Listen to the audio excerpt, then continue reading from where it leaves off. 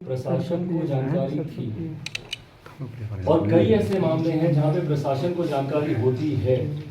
माँ बेटी बार बार प्रशासन के पास जा रही थी, स्थानीय थाने में हो जा रही थी और बार बार जाकर अपनी और उनके पति को जिस तरीके से फंसाया गया था केस में, वो खैर अलग मैटर है, वो आप जांच करते, पर कम से कम ये अपने लिए जो ये लोग गुहार लेके जा रही थी, माँ बेटी को तो कम से कम सुरक्षा मुहैया करानी चाहिए थी।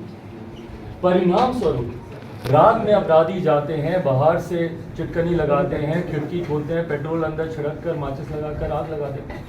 माँ ने बच्ची के सामने दम तोड़ दिया। 5 दिन तक वो बच्ची दहशत में रही है। हम खुद PMCH हम गए थे, हमको नहीं पता आप में से किसी ने देखा कि नहीं देखा, पर अगर आप उस बच्ची को देखते दिल भर आता भाई। उस बच्ची को देखकर नहीं सहजता, इतनी डरी सहमी छोटी सी भोली सी बच्ची, उसने भी आज सुबह दम तोड़ दिया। ये ऐसे अक्षम्य अपराध हैं जिनको बिहार के इतिहास में कभी माफ नहीं किया जाएगा।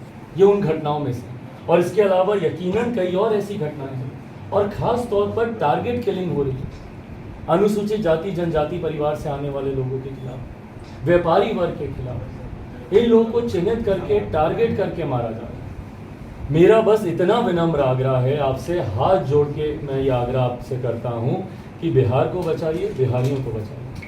हम कुछ और नहीं कर पाए, पर कम से कम एक सुरक्षा का भाव बिहारियों को मिलना चाहिए। सुरक्षा का अधिकार है भाई उनके पास। सरकार को चुना ही इसीलिए जाता है कि वो कम से कम और कुछ दे। आप मत दीजिए भैया रोजगार, आप मत दीजिए, और ये आपकी जिम्मेदारी भी नहीं है, इसलिए हम आपसे कह भी नहीं रहे। सरकारों की जिम्मेदारी है, पर कम से कम जब आप जिला में हैं तो ये जिम्मेदारी सुरक्षा की आपकी बनती है। और जहाँ पे भी हत्याएं हुई हैं वहाँ पर मैं आग्रह करूँगा कि उसमें तत्परता दिखाते जल्द से जल्द जो भी अपराधी हैं उनको पकड़ा जाए।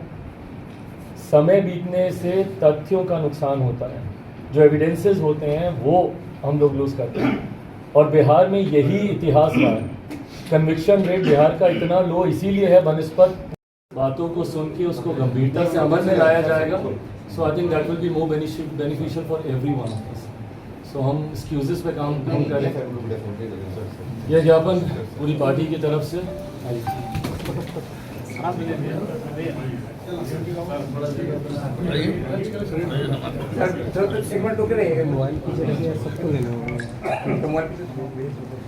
प्लीज इसको गंभीरता से लीजिएगा और इस पर कार्रवाई कीजिएगा।